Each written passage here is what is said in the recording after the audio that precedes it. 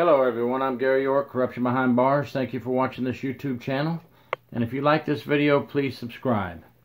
I may hurt a few feelings today, so I hope that everybody can take what I'm about to say and we'll try to figure out and understand why I got an answer that I got. I recently had been talking with some correctional officers across the country on some of our correctional officer sites and my Facebook, and we had joked around about maybe we should write President Trump a letter and ask him for his help regarding staff shortages and officers being hurt and contraband coming into prisons. And we joked around about it, and a couple of people said, well, you should try it, and I did, and I wrote a letter. I wrote a letter to President Trump. Now, I'll never know if he actually saw the letter, but I did get a written response. So, this will be a short video. I'm going to read the letter that I wrote and the response that I received back from Washington, D.C.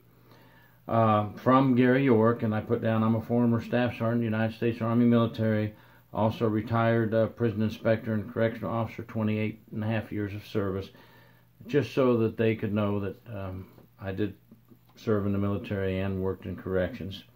And I put in reference to prison crime and corruption. Thank you for what you do for us and our country. Millions of us appreciate it from the bottom of our hearts. I have a big concern about the safety of our honest, hard-working correctional officers and honest prison employees, as well as the safety of the inmates just wanting to do their prison sentence and go home safely to their families. We have a bad situation across the country with staff shortages, introduction of contraband in our American prison system. We have officers getting wounded, beaten, and killed with this contraband, as well as some inmates. The corruption, outside drugs, and weapons dealers must be stopped from tainting the image of the honest officers. Can we please get a board together that can work on these issues and find ways to weed out the bad apples and have better hiring practices? And yes, I did throw a bone in there. I mailed him a copy of my books. The answer I received was a handwritten, my address is in somebody's handwriting, from Washington, D.C., and nice little postcard from Washington, D.C.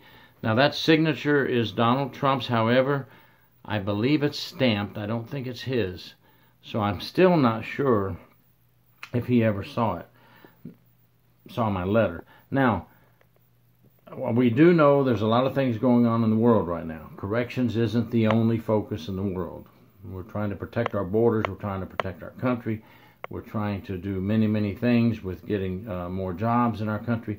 I understand that. Don't get me wrong.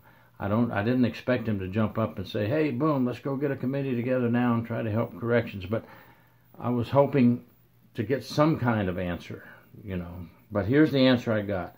The White House, Washington. Thank you for taking the time to send me a gift. I appreciate your effort for thinking of me. Together, with the support of our nation, we can make a real difference for the prosperity of the American public. I know we will continue making this country great again. All the best, Donald Trump. Okay, I like that. I appreciate that someone took the time to answer. That's old school courtesy. And I appreciate that they even took the time to send me a card. I actually thought, as well as some of my other colleagues, that I would never hear from them again. Just like I wrote a senator in Florida, pretty much with the same issues, and never even got an answer. So this is kind of what ticks me off a little bit, you know. It seems like corrections is always fighting a battle within ourselves, trying to do more with less. And the safety of our officers is at stake. Staff shortages, not the proper equipment. I appreciate the answer. Don't get me wrong. There's a lot of things going on in this world. But I didn't ask him to personally help. I said, can you get something going to help corrections across the country? But none of my issues in the letter were addressed, just that we're going to stick together and make America great again, and I'm all for that. I'm pro-America, you know, Army, serve your country, serve your community, police. I'm for all that. Everybody knows that. But nowhere in that answer did they address the issue. And you know, maybe there's political reasons. Maybe he couldn't, or someone who answered couldn't say, oh yeah, we're right on it right now, and we're going to start helping the correction officers. I guess they're not allowed to say that. But you saw what I wrote. You heard the answer. I tried. That's all we can do, but don't ever give up. Corrections needs to keep writing their Board of County Commissioners, their mayors, their senators, congressmen, and governors, all the way up. If everybody starts sending letters, don't send long letters. They want very short letters. If they read them at all, they don't have time to read a long letter. But let's just keep trying to fight the fight and get better equipment for our staff, better pay, and get the things that we need to keep our staff safe and help fight corruption. Whatever you think, if you're with me, you're with me. If you're not, you're not. I can't help it. I laid it out there. I sent a letter. I tried. What are your thoughts? What do we need to do as a group?